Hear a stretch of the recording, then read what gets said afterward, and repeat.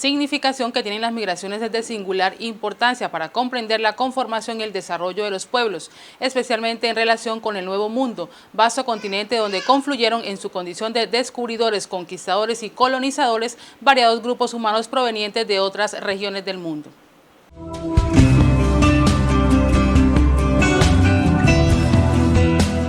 Barrancabermeja prácticamente desde sus albores fue un crisol de migraciones que significaron un aporte importante al desarrollo de su vida social, económica y cultural. Barrancabermeja es diversidad. Esto es un tren que se mueve, ¿ya? Esto no se para. Entonces, justamente esta semana estuve hablando con Jaime Álvarez Gutiérrez, que autor del libro Las putas también van al cielo. Hay un momento del nacimiento de la vida de Barrancabermeja. Para nosotros es la historia, pero es la memoria, ¿ya? Entonces, nosotros tenemos que decirnos que así nacimos, pero así no somos. Es decir, en el trajinar del desarrollo de la comunidad, Barranca se ha ido transformando. Y la realidad de Barranca hoy, iniciando el año 2011, que hay un nuevo boom, o como llaman ahora, que bonanza petrolera, ¿ya? Esa Barrancabermeja, la de hoy, está renunciando a esa Barrancabermeja de hace 80, 90 años. Entonces, si nosotros no tenemos la fortaleza de contar nuestra historia, de cómo nacimos, va a haber unas generaciones que creen que esto nació con las calles pavimentadas, con el edificio de 10 pisos, con centros comerciales, con televisión digital, y pues resulta que eso no es así. Eso no es así. Hoy tenemos calles pavimentadas porque hubo un grupo de hombres valerosos y mujeres que fueron capaces de pelear contra la administración en esos momentos para lograr que pavimentaran las calles. Es decir, eso aquí hay historias que contarnos, ¿verdad? Entonces, pero hay algunos escritores que por efectos de novela recuerdan los inicios. Bueno, bien, pero nosotros hoy tenemos que ser claros, no, así son los inicios. Quizás la obra de Jaime Álvarez Gutiérrez es mucho más cruel que eso que dice Laura Restrepo, ¿no? Porque Laura Restrepo,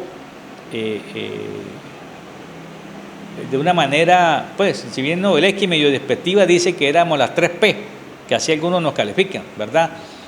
Pero Jaime Álvarez es más sociológico, es decir, cómo se comenzó a construir familias, cómo se comenzó a construir sociedad aquí en Barrancabermeja. Inevitablemente tenía que ser así. Un obrero traído de esta región se amancebaba con una mujer trabajadora de un bar y generaron familia. Vinieron los hijos, esos hijos a su vez crearon otras familias y a su vez otras familias, porque los que vinieron aquí vinieron adultos, ¿ya? Y hoy son casi que bisabuelos. O sea, hoy los que vivimos aquí somos bisnietos de esos que llegaron inicialmente, ¿verdad? Entonces, pero nosotros no podemos cuestionar la historia, esa es la historia, así fue la historia, ¿ya? Que nos sintamos orgullosos o no, eso es otro paseo, pero esa es nuestra historia. Entonces, de pronto un bogotano puede sentirse más contento con su historia si la compara con la nuestra, ¿verdad? Y es posible que nosotros nos sintamos más contentos con nuestra historia si la comparamos con lo de otros, que es posible que la haya ido peor, ¿verdad? Entonces, pero es la nuestra, ¿ya? Quizás hoy seamos muy ajenos a ese inicio, pero es nuestra historia y debemos honrarla como tal. Barrancabermeja es el cruce de todos los caminos, norte, sur, oriente, occidente. Barrancabermeja es en una pequeña escala el Nueva York de Estados Unidos. Barrancabermeja es la configuración de todas las ciudadanías del país, los barranquilleros, la gente del interior bogotano como yo, pero usted encuentra aquí el pastuso, el caleño, el antioqueño, y todos llegamos así buscando trabajo. Pues yo vine representando una compañía para manejar el Hotel Pipatón y me quedé, compré casa y me quedé, tengo una hija, vivimos felices. Es eso, nosotros sí somos retacitos de todo el país que venimos a hacer una ciudad, a forjar un futuro. El petróleo sí es una parte más que importante, pero la fibra de esta ciudad es la gente, el pueblo. Entonces ese es Barrancabermeja, su gente, la gran diversidad de culturas, de creencias, de temperamentos. Barrancabermeja es la única ciudad costeña en el interior del país. Sí, entonces la gente dice, ¿por qué? Le digo, crucen el río, van a Yondó y están en Antioquia. Aquí en Barranca, está usted en Barranquilla, está en Córdoba, está en Sincelejo, está sí, en cualquier parte, sí, menos en Santander. Sí, uno dice Santander, no, San Gil, Curitiba, sí, no, aquí esta es la costa atlántica. Entonces, y esa costa atlántica es rica en el turco, en el cachaco, sí, esa es Barrancabermeja, la diversidad de esa gente. Esta es una ciudad que se inventaron los gringos y que ha vivido estafada todo el tiempo. Barrancabermeja es una Bogotá en pequeño por la llegada de personas de diferentes culturas, de diferentes regiones. Es más, hubo épocas en que en Barrancabermeja habían extranjeros de diferentes nacionalidades. Habían gringos, holandeses, ingleses, italianos, chinos, etc. Barrancabermeja es la diversidad, donde se confluye la diversidad cultural, tanto del río, el sustrato del río, de que es toda la cultura ribereña de la gente del altiplano, de lo que tiene que ver con Córdoba, Simití, todo lo que tiene que ver con la sabana, ¿sí? Y porque cuando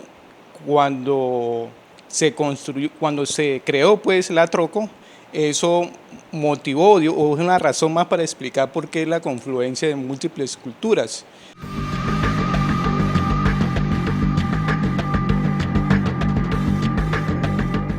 Una de las migraciones que llegaron a Barrancabermeja fue la proveniente del Líbano. A pesar de su tamaño relativamente pequeño, la comunidad libanesa en Barrancabermeja ha jugado un papel significativo en la vida municipal.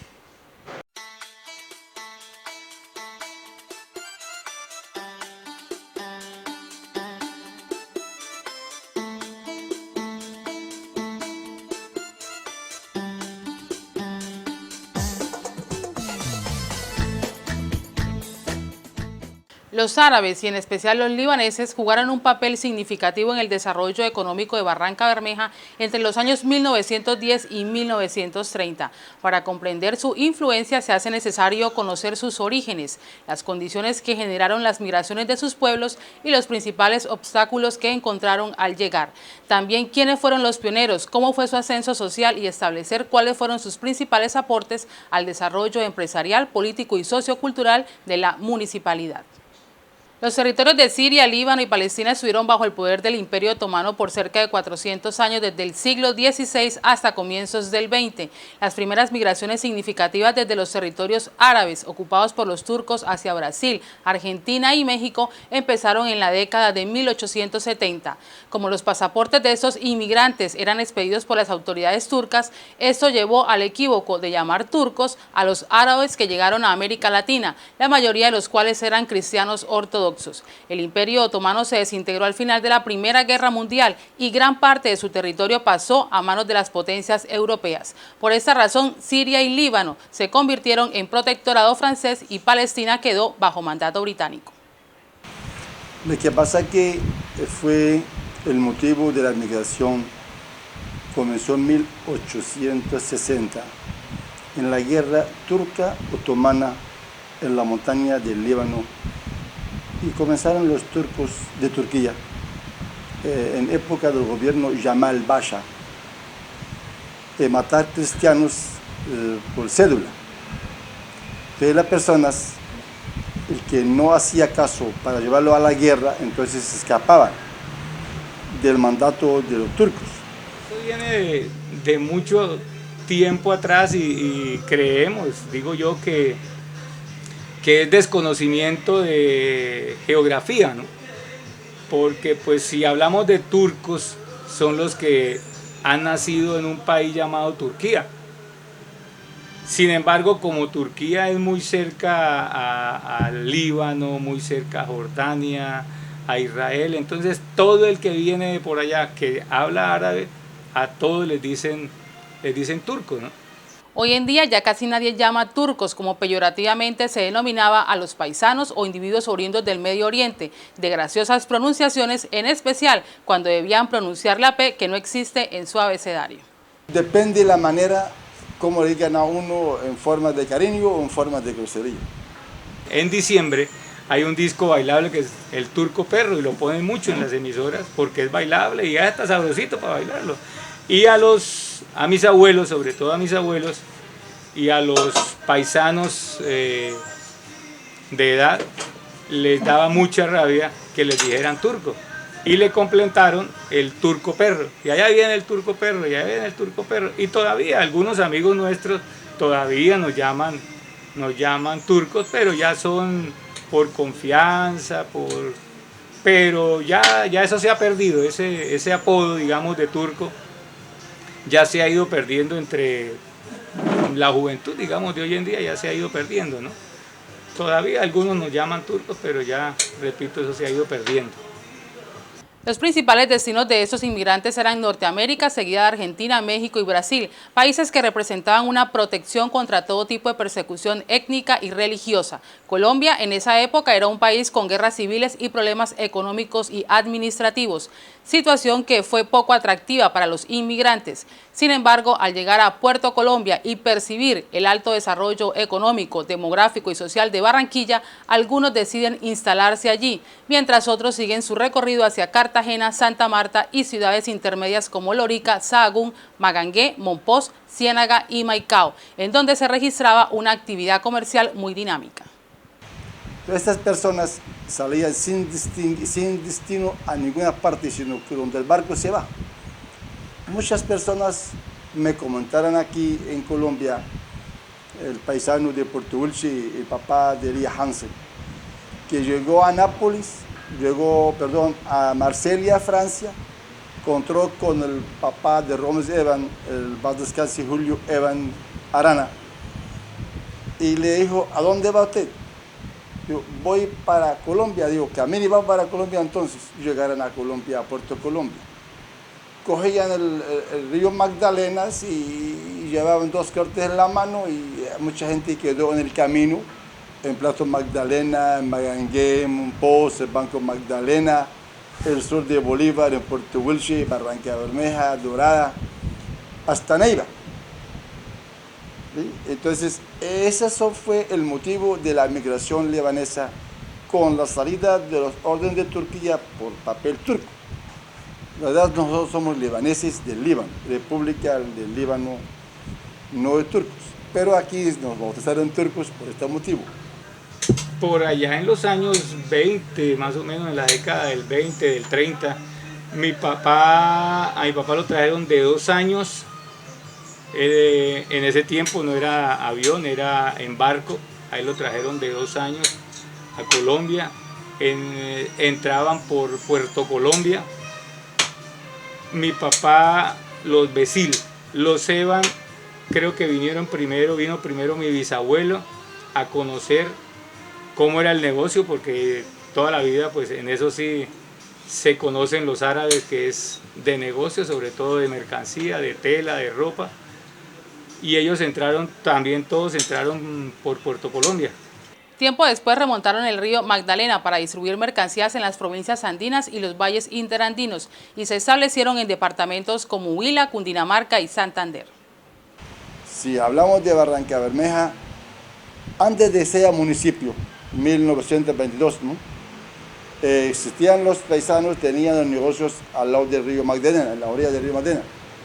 Ahí está el edificio de los Becil, ahí está el edificio de los Evan, ahí está el edificio de Julio Evan, ahí está el edificio de los, no recuerdo otro nombre que son. Es decir, ellos empezaron a invertir en Barranca y a crecer en Barranca Bermeja. Los Curi también tuvieron aquí edificios, los Nader también. Esta gente está en Colombia del 1918, 19, 26, 31, 42, 50, así más o menos pero lo primero fueron después de la Segunda Guerra Mundial. Aquí hicieron un desarrollo bastante en Barranca Bermeja, de lo cual sigue siendo también invirtiendo gente en Barranca. Por ejemplo, mire el Sobreestrella, de un hijo de un libanés, y está haciendo otro edificio al lado. Eso es bueno, ¿no? Joseba, bueno, ya que me tocaste el tema, te cuento esto. Mi abuelo, Jorge Eva, llegó a Barranca Bermeja en 1911, hace 100 años exactamente. Barranca tenía como 50 casas, pero él venía como comerciante, ¿no? Y aquí salían a San Vicente, a Salvatore, que eran las metrópolis, ¿no? Pero estuvo en Barranca exactamente en 1911. En la época, según el historiador Rafael Mendocino, estaba el indio Carlos todavía echando flechas. El fenómeno de la inmigración sirio-libanesa en Colombia está lejos de ser exclusivo de la costa atlántica. En su ensayo biográfico sobre Gabriel Turbay, Gonzalo Buenahora destacaba la contribución de los sirios al desarrollo económico de Bucaramanga. Chalelas, Estafis, Corgis, Chedranis fueron el equilibrio del comercio y desde hace medio siglo vincularon sus nombres a la industria siderúrgica. El establecimiento de las primeras fábricas de botones y de cordeles, así como la importación del primer automóvil que llegó al lomo de mula a Bucaramanga en 1912, estuvieron vinculados a nombres sirio-libaneses. Los inmigrantes sirio-libaneses y en números significativos se establecieron también en otras ciudades de la región santanderiana como Caña, Cúcuta y Barranca Bermeja. Todas las poblaciones colombianas que bordean el río Magdalena tuvieron sus almacenes árabes. Uy, Barranca Bermeja, cuando llegué estaba el comercio prácticamente hasta la primer... El último comercio era el Callejón Gutiérrez, ese es el último, ahí para abajo eran tiendas y tierras, no hay nada. No hay está el Banco Popular tampoco, ni estaba la Fiscalía, ni la Procuraduría, ni el Palacio de Justicia tampoco. Ahí estaba la USO, estaba allí la cooperativa de Contraeco y estaba la oficina de Competán hacia otra calle, la octava. No estaba todo solo Barranca. La granja estaba toda tierra. Por ahí 73 creo que fundó el barrio secundario. Aquí vino el doctor Bastana, inauguró el barrio. Y después hicieron el Palacio de Justicia. Y ahí crecieron Barranca Bermeja. En la época 69 era sola, pequeña. Pero había buen petróleo. Bastante petróleo había. En Casabe, en Yondó, en Cantagallo, en Barranca Bermeja. ¿Y cuanto a educación, qué colegios había en esa época? Estaba el normal Señorita, estaba el Diego de Gallego, estaba el Industrial, estaba el Escuela Galán, la Palmira, el Cerro, eso que recuerdo yo, los colegios. Belimitas también, pero no había universidad sino la UCC nomás. A Barranca Bermeja llegaron los Eban, los Cure, los Besil, los El Hach, los Saad, los Neme, los Arana y muchos más. Su llegada al municipio no fue solo una decisión personal, sino que implicó la resolución de toda la familia, que jugó un papel decisivo, ya que debían hacer inversiones y correr riesgos, pues perdían a uno de sus miembros, un ser productivo, y debían destinar buena parte de sus recursos para que viajara a otro continente y empezara una nueva vida.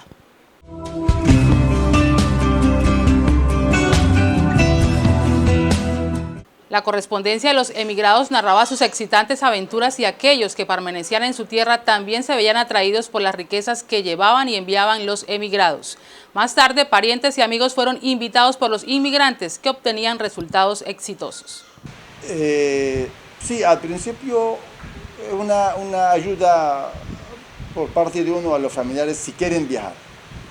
Pero anteriormente casi todo el mundo se emigra por lo que hablamos de la guerra. Y hoy casi vienen como turistas y si les gusta se queda, si no se va. Pero para volver a traer como antes yo creo que no.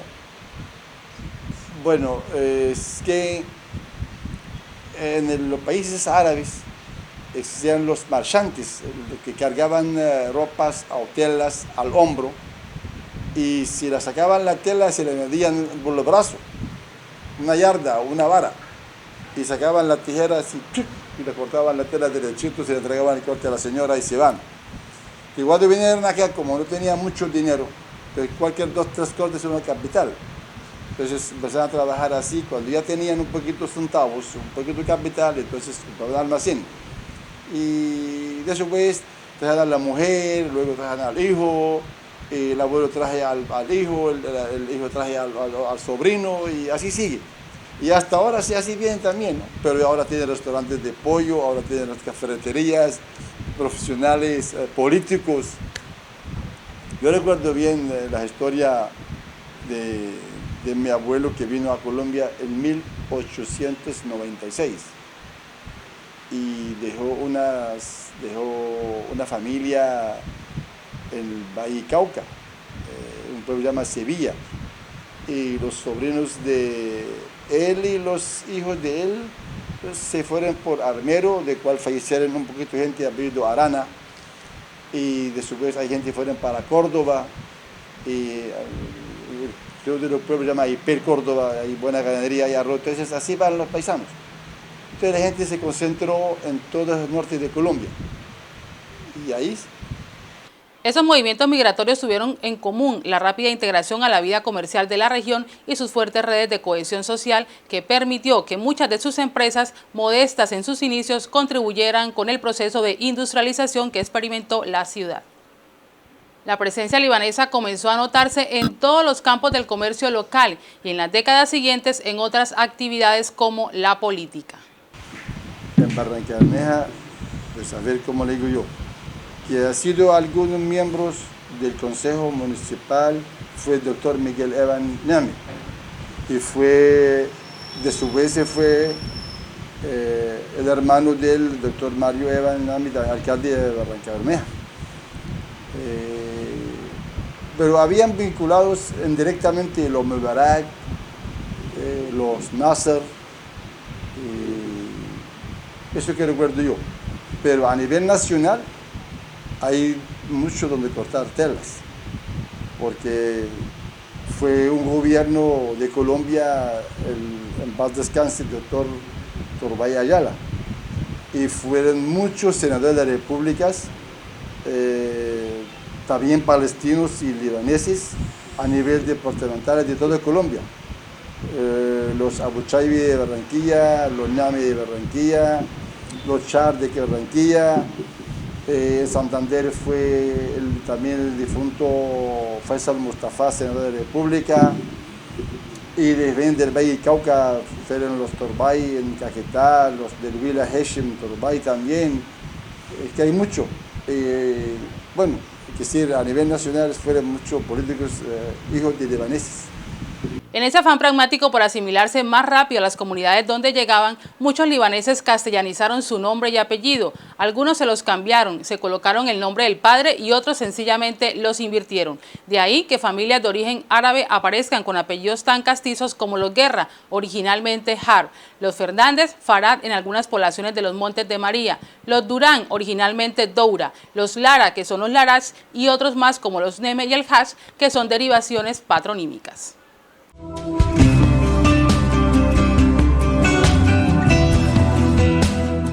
El idioma, religión, condiciones geográficas, el clima y la diferencia de costumbres no representaron mayor dificultad a la hora de establecer sus negocios. Muchos aún conservan sus costumbres y tradiciones.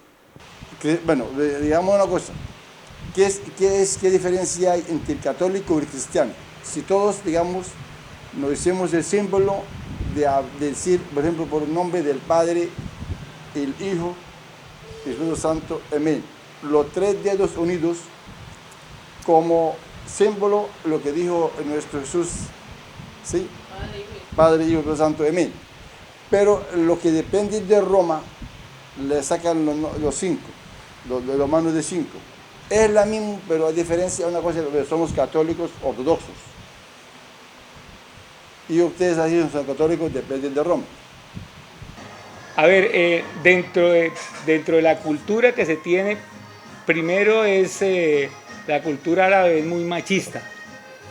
Y segundo, se ayudan mucho entre la familia, le buscan trabajo al uno al otro. Nos cuenta mi abuelo y mi padre, y Mario también lo sabe, de que tal vez de los primeros que se vinieron del Líbano a Barranca Bermeja o a Colombia fue el abuelo, el bisabuelo mío, o sea, los abuelos de mi mamá y de mis tíos. Él vino, vio el futuro, que era un futuro muy grande en Colombia y más aquí a nivel de Barranca Bermeja, y regresó y se trajo a los 4 hijos que tenían allá, se trajo, los instaló acá y a trabajar se dijo. Después de ellos se iban, se regresaban al Líbano, se casaban en el Líbano y regresaban a Colombia. La cultura es que allá se casan libanés con libanés, o entre paisanos, entre árabes.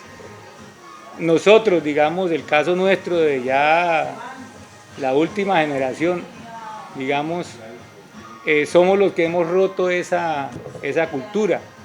Pero miremos el caso, por ejemplo, de mi mamá. Mi papá y mi mamá son mi mamá, aunque nació aquí, pero los padres de ella son del Líbano. Mi papá nació allá. Y así hay varios, para no nombrar, hay varios paisanos que han traído a la señora del Líbano. Todavía quedan algunos, no voy a nombrarlos para no ofender de pronto, pero todavía quedan algunos paisanos que mandan a las hijas a la tierra de la familia allá en Líbano a que busquen el esposo allá en el Líbano. Todavía quedan algunos rezagos de eso, de esa parte, de esa cultura. Son muy machistas, ellos, la mujer fue para la casa, para la cocina, para los hijos, y él sale a trabajar. Eso es así, eso es la familia de un libanés. Pero vuelvo a repetirlo, ya hoy en día se ha ido rompiendo esa cultura, digámosla, ya se ha ido rompiendo. Lógico, por ejemplo, como acabamos de estar, a veces encontramos con un amigo, así como usted, la amiga, jugamos tabla. Esa tabla que tiene un juego de unos dados, uno se tira así, empieza a caminar, la piedra blanca es mía y la negra es tuya. Entonces yo tengo que traer esta para acá, sin que usted me mata a mí aquí cualquier piedra, vuelve uno a jugar y así termina el juego. Esa es tomar tinto con los amigos, con los paisanos. A veces cuando hay una fiesta, digamos, de frases, usamos el tarbush. ¿Sí? Sí.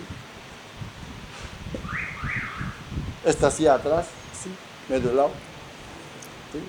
O, por ejemplo, consigue uno por símbolamente, ¿no? A cualquier cachuela puede servir, que si tenga algo del Líbano, entonces uno la pone así, queda como bien.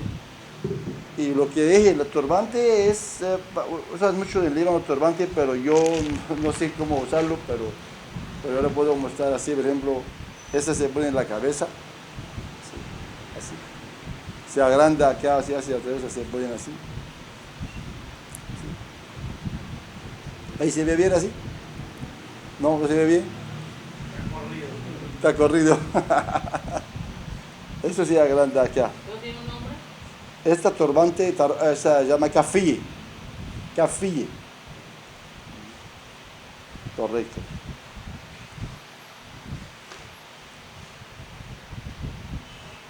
Esas se doblan de otra forma, hacerla así. A veces la gente le ponen así, a la garganta así. ¿Sí? O a veces ponen la cabeza con esto. Y ahí quiero ofrecer más a usted. La camándula es una tradición del árabe que anda en la calle para no fumar un cigarrillo, te saca su camándula y pasando allá pepa con pepitas así, ¿no? Se olvida que fumar cigarrillo, ¿no? O tomar un tintico. Lo de la seda. Esta es el símbolo de la bandera del Líbano Ese árbol se llama árbol cedro. Este aparato se llama en árabe argile. Esta palabra argile es palabra de Turquía, palabra turca. Entonces, en este platico aquí se ponen el tabaco crudo mojado. Y sobre ese tabaco mojado le ponen un carbón especial, llamas. Y en este aparato acá va el agua. Entonces, cuando uno quiere aspirar, como dicen, tiene que meterte así. Entonces ahí comienza el agua a subir y a bajar. Entonces ahí mientras tanto viene el humo hacia la boca. Se recomienda que no la traga, sino únicamente como deporte así. Pasa un rato que es sabroso. No es dañino, pero hoy pronto es dañino, pero anteriormente sí que no es dañino. Como el cigarrillo, todo el mundo antes fumaba, ahora ya el cigarrillo malo. Esta famosa argila.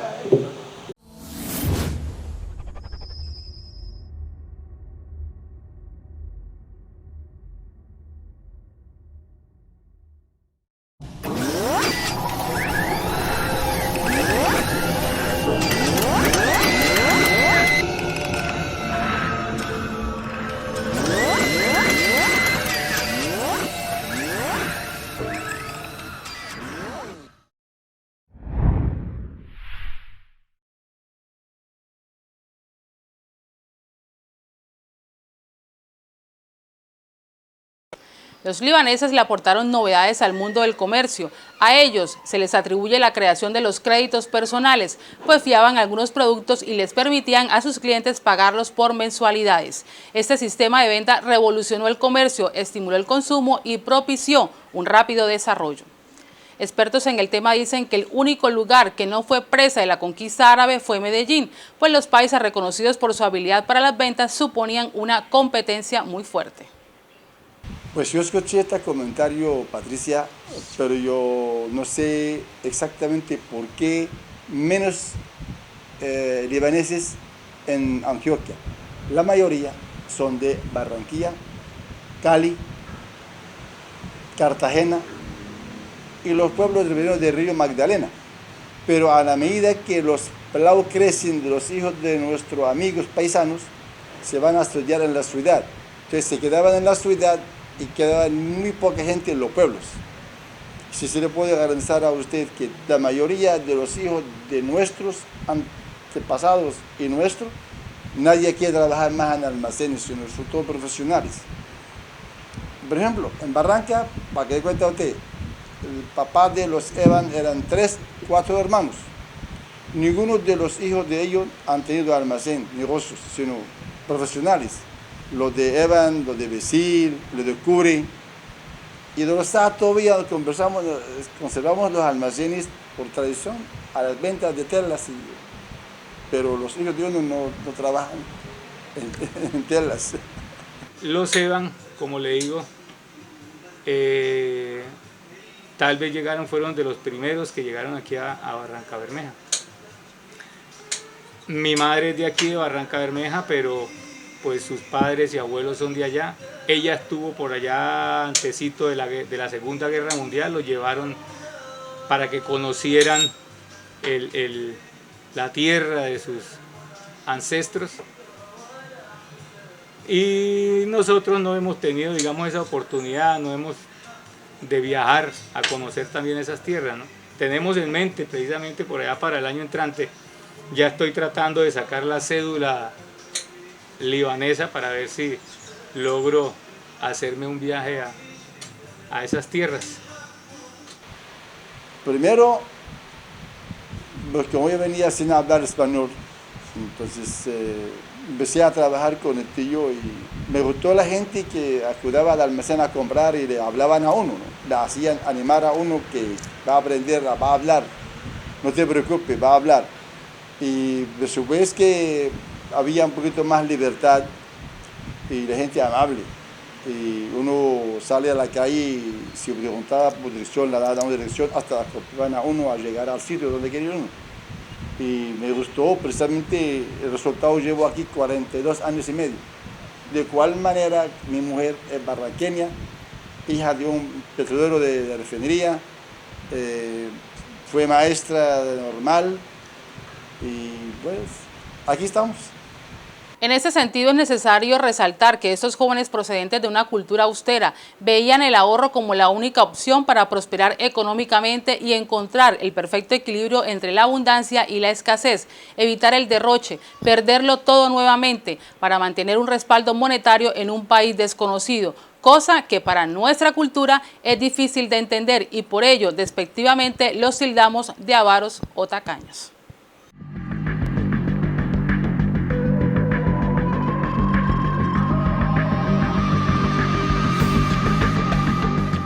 Se puede decir que la integración de los libaneses en la ciudad ha sido exitosa, pues hasta la cocina árabe se ha sabido integrar en nuestras costumbres. Se ha presentado una fusión entre la cocina árabe y la cocina de Barranca Bermeja.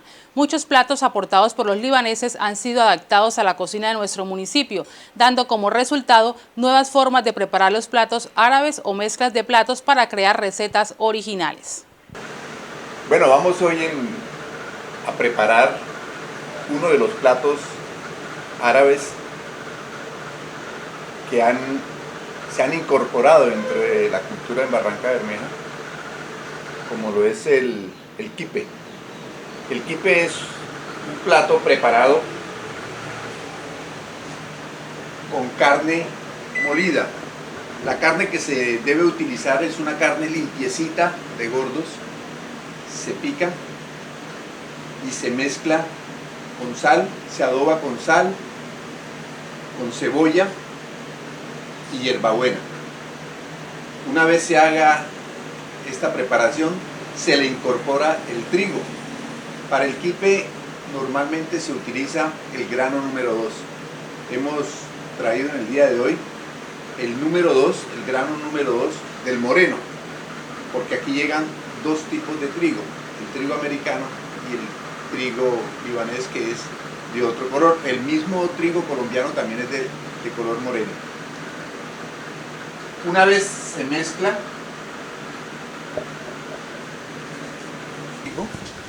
uno le va incorporando más trigo hasta que tenga la consistencia que le permita para armarse el trigo en dedito. Esta es la masa para preparar el quipe frito. Más adelante lo vamos a ver de qué forma y de qué manera se puede preparar el quipe frito. Vamos a mirar entonces ya el plato terminado, los distintos platos. Tenemos por ejemplo la berenjena.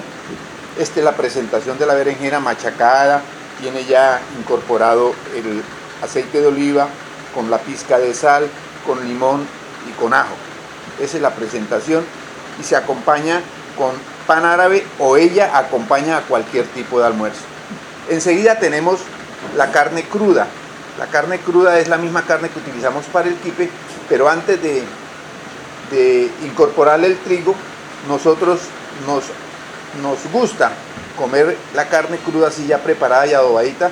Está decorada con hierbabuena y unas ramitas de unas cebollas de rama que también son exquisitas. Se acompaña con la carne cruda y se come con pan árabe o pan nacional. Enseguida está el quipe crudo. Es la misma carne cruda, pero ya le incorporamos el trigo.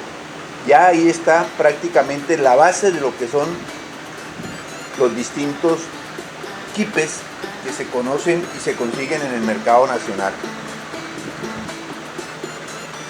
Hemos preparado también y vamos a preparar en la mañana de hoy el quipe cocido, el quipe al horno. Es un plato muy exquisito. Se prepara la misma mezcla y en un refractario se le da la horma del refractario. Se unta la base del refractario con mantequilla para que no se vaya a pegar. Mete al horno a 200 grados y durante 45 minutos para que no quede muy seco. Dentro de 45 minutos ya vamos a ver este exquisito plato ya bien jugoso y muy rico para comer. Una vez preparado el quipe de esta manera, nos vamos al fogón. Tiene que estar el aceite bien caliente. Una vez el aceite esté bien caliente, entonces procedemos a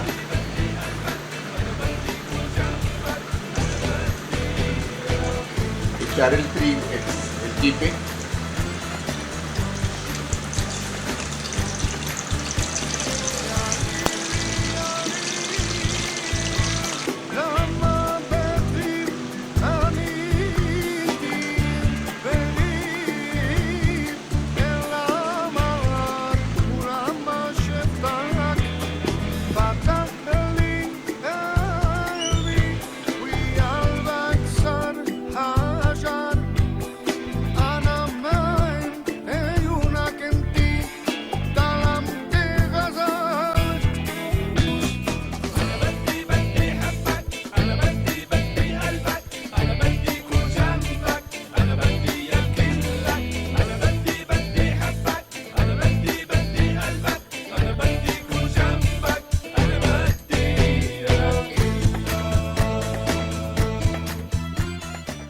La técnica de ensartar pedazos de carne sazonados en una brocheta, pincho o chuzo es de origen árabe. La empanada también es un plato que tiene una influencia árabe del norte de África. El alfajor es un postre árabe cuyo nombre árabe se mantiene. Incluso vemos la influencia hasta en la denominación de los alimentos. Por ejemplo, la palabra tamarindo viene de dos palabras árabes, tar indi, que significa dátil de la India. Esta es la preparación de los pastelitos de repollo.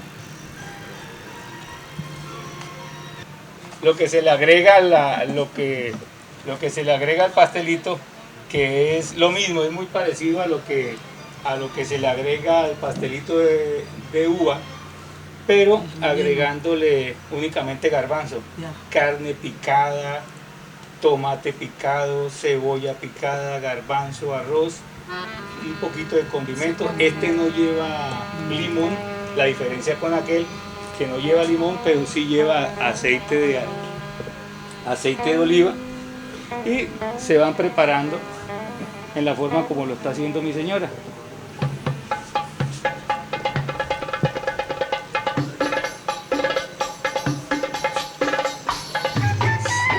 Se tiene el repollo, hojas que sean lisas.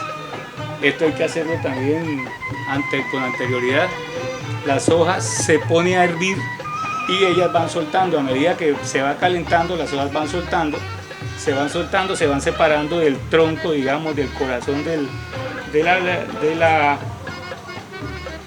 repollo, y se van partiendo de esta manera. Se van sacando el corazón. Aquí se alcanza a ver, se puede apreciar el corazón de una hoja de repollo, y con cuchillo se le va sacando el corazón hasta obtener esto. Al calentarlo, al ponerlo a hervir, cambia de color, verde, y se pone un poquitico como blanquita, y queda más manual para hacerlo el pastelito de repollo como lo está haciendo mi señora.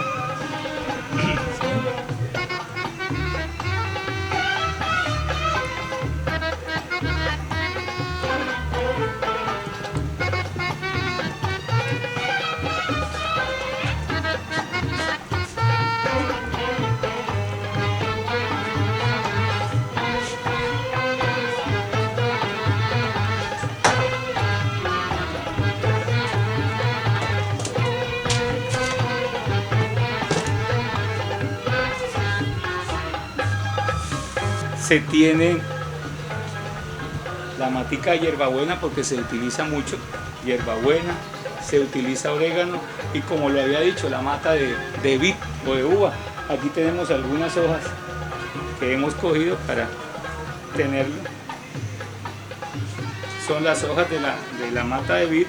Estas también hay que hacerle un debido proceso. Se lavan inicialmente, se ponen a hervir para que también se puedan manejar, se puedan maniobrar fácilmente, repito, para envolverlos con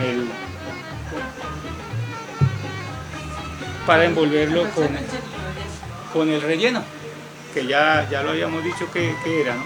La comida árabe tiene algo que es muy trabajada.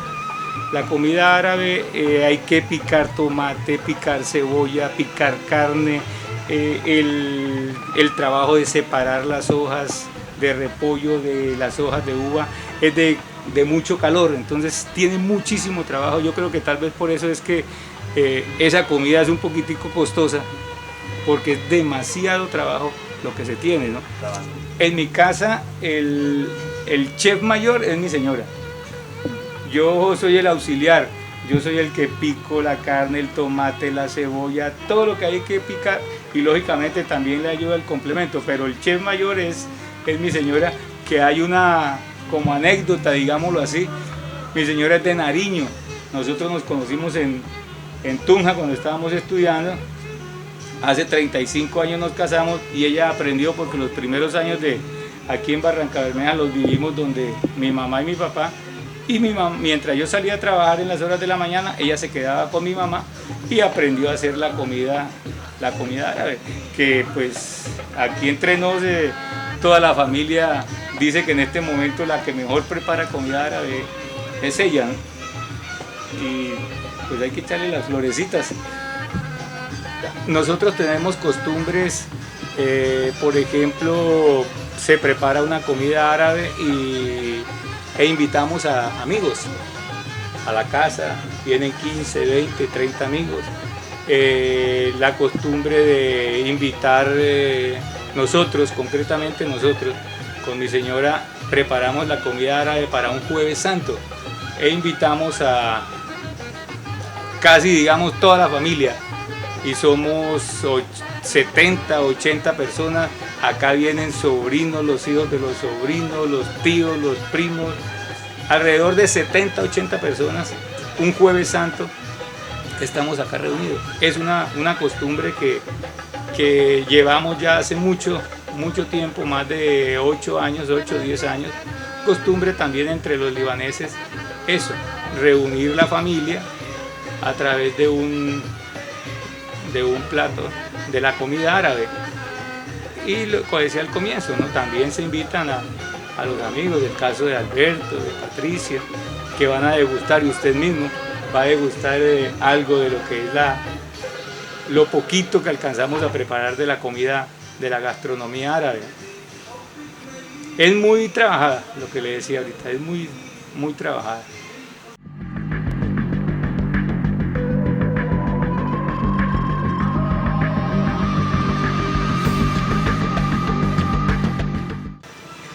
A ver, este álbum llegó a mis manos por una herencia.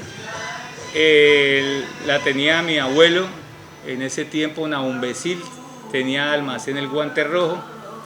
Luego cogió el nombre mi papá, Jorge Besil, el almacén El Guante Rojo. En esa época, hace 20, 30 años, mi papá por allá en algún hueco de esos del almacén lo tenía archivado. Logré rescatarlo, le dije me voy a quedar con este libro.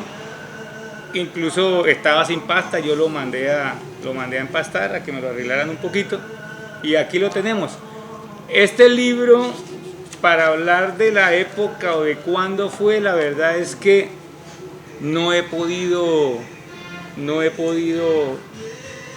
averiguar la fecha, ni siquiera más o menos, porque con todos los que he hablado, varias personas que he hablado, nadie tenía conocimiento de este álbum. Como dijo Patricia, es un álbum de la República de Colombia. Aparece en las primeras páginas, aparece el doctor Alfonso López, dice presidente electo de la República de Colombia, 1934 a 1938. En la siguiente, al respaldo, dice excelentísimo Enrique Olaya Herrera, presidente de la República en el periodo del 30 al 34. Entonces nosotros calculamos que este libro o este álbum debe tener o debe ser más o menos de por allá de la década del 30. Es un libro que muestra mucha historia, digamos, de Colombia, de Bogotá, de los departamentos, de Valle. La parte final La parte final es de Santander, y de Santander muestra Bucaramanga, San Gil, Socorro, Florida Blanca, y va mostrando en esa época fotos de iglesias, de los sacerdotes de esa época. Aquí, por ejemplo, en San Gil nos está mostrando el Tribunal Superior en 1931, Distrito Judicial de San Gil de 1935, fotos de esa época. Y ya la parte final, digámoslo así, se encuentra Barranca Bermeja. En la parte de Barranca Bermeja nos muestra el reverendo padre Miguel Montoya, párroco de Barranca Bermeja, reverendo padre Rafael Toro, reverendo padre Manuel Membrillera. Muestra fotos de tal vez de la primera o segunda iglesia que hubo aquí en Barranca Bermeja, la iglesia San Luis Beltrán, que está localizada allá en el Parque Bolívar, en la esquina del Parque Bolívar. Todavía quedan por ahí las paredes. Está el Palacio de la Prefectura o Casa Cural, que todavía existe, aunque ya la han ido remodelando, pero todavía existe. Una foto de la Ciénega San Silvestre, y de ahí en adelante una serie de fotos de acá de la ciudad, fotos lógicamente antiguas, funcionarios públicos de Barranca Bermeja,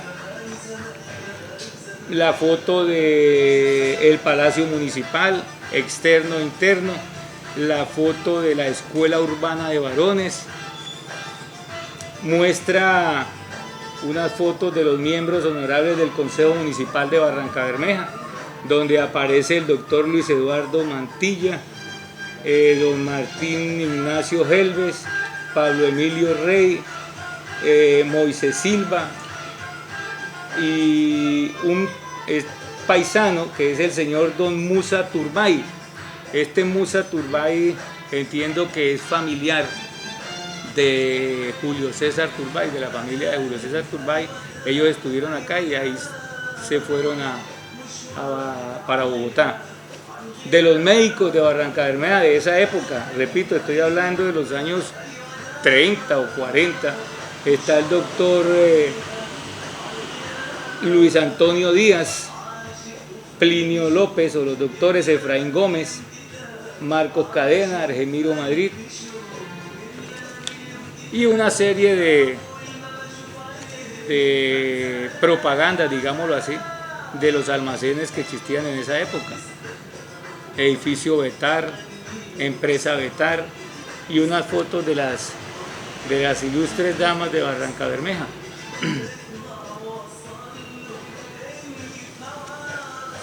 Hacienda Berlín y Porvenir de los hermanos Gómez, el almacén que nombraba ahorita, almacén El Guante Rojo de Nahum Becil, la hacienda del Cerro, donde hoy está el Cerro y la planada del Cerro de los hermanos Reyes, una sociedad de automóviles, algo de una historia de la Tropical Oil Company en Barranca Bermeja. De aquí podemos tener algo de eso, una fotografía del taladro, y dice aquí en unas palabras, dice: el que no ha venido a Barranca Bermeja no puede darse una idea exacta de la importancia que tiene. Por una parte está la población alegre, bullenguera, con luz eléctrica admirable y cuenta con buenos servicios municipales, con grandes edificios de cemento armado y las instalaciones enormes de la Tropical Oil Company. Y finaliza con unas fotos también de la planta eléctrica del centro, el hermoso y cómodo hospital del centro y plantas de Ecopetrol. Digamos, esa es la parte final del álbum. Las fotografías son vitales y únicas en la historia familiar. Estas impresiones de vida guardan momentos que se quieren recordar, narran miles de historias que reactivan la memoria y además reconstruyen las huellas que ha dejado el paso de los años. En todas las familias existen varios tipos de álbumes, libros que guardan miles de recuerdos que son de vital importancia, porque guardan un sinnúmero de vocaciones que aún hoy, con el arrollador paso de la tecnología, estos álbumes se siguen preservando como tesoros para el recuerdo familiar. El álbum puede ser considerado como el libro de la intimidad. El álbum muestra lo que es la familia, la historia de la misma. El álbum se convierte en una herencia que conmemora las imágenes que están ahí y viven para que sean vistas entre generaciones. Las personas aún conservan ese viejo libro de la abuela y lo guardarán por siempre, independientemente de lo que ahora conocemos como álbumes online o redes sociales. El álbum familiar ofrece la alternativa de registrar los vestigios del pasado bajo una apariencia de precisión, de rigor con la realidad. Para algunos es mejor preservar el retrato ampliado del niño montando en triciclo o del día del matrimonio de los padres que un cuadro de Picasso. Hoy Eduardo Becil Evan nos abrió su baúl para mostrar un álbum muy particular.